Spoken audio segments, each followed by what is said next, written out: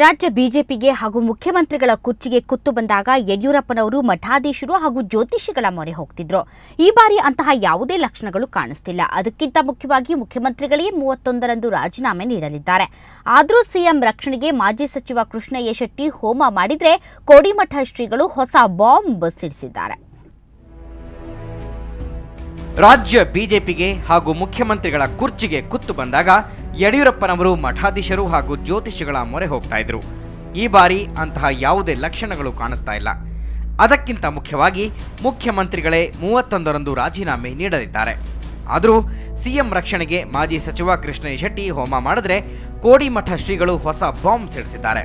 ಮುಖ್ಯಮಂತ್ರಿ ಬಿಎಸ್ ಯಡಿಯೂರಪ್ಪನವರು 31ರಂದು ರಾಜೀನಾಮೆ ನೀಡೋದಾಗಿ ಹೇಳಿದ್ದಾರೆ. ಆದರೆ ಈ ಬಾರಿಯೂ ಪವಾಡ ನಡೆದು ಕುರ್ಚಿ ಉಳಿಸಿಕೊಳ್ತಾರಾ? ಹೌದು. ಯಡಿಯೂರಪ್ಪ ಉಳಿವಿಗೆ ಅವರ ಆಪ್ತರು ಭಾರಿ ಕಸರತ್ತು ನಡೆಸಿದ್ದಾರೆ.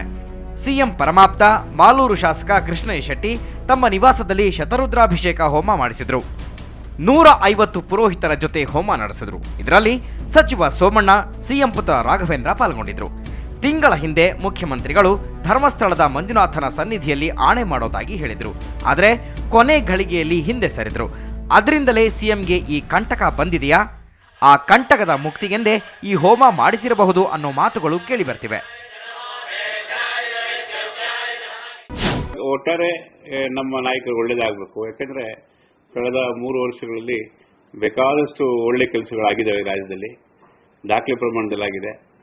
ಈ ಒಂದು ಸಂದರ್ಭದಲ್ಲಿ ಅವ್ರಿಗೆ ಒಳ್ಳೇದಾಗಲಿ ಅಂತಾನೂ ಕೂಡ ನಾನು ಪ್ರಾರ್ಥನೆ ಮಾಡ್ಕೊಂಡಿದ್ದೀನಿ. ಇನ್ನೊಂದೆಡೆ ಕೋಡಿಮಠ ಶ್ರೀಗಳು ಹೊಸ ಪೊಲಿಟಿಕಲ್ ಬಾಂಬ್ ಸಿಡಿಸಿದ್ದಾರೆ. ರಾಜ್ಯ ಬಿಜೆಪಿ ಸರ್ಕಾರಕ್ಕೆ ಸಂಕಷ್ಟ ಬಂದಿದೆ.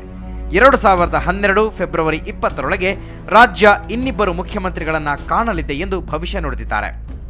ಧಾರವಾಡದಲ್ಲಿ ಮಾತನಾಡಿದ ಶ್ರೀಗಳು 2020ರವರೆಗೆ ರಾಜ್ಯ ಮತ್ತು ಕೇಂದ್ರದಲ್ಲಿ ಯಾವುದೇ ಪಕ್ಷಕ್ಕೆ ಸ್ಪಷ್ಟ ಬಹುಮತವಿಲ್ಲದೆ ಅಸ್ಥಿರತೆಯಿಂದ ಕೂಡಿರುತ್ತೆ, ನಂತರ ಸರಿ ಹೋಗುತ್ತೆ ಅಂತ ಹೇಳಿದರು.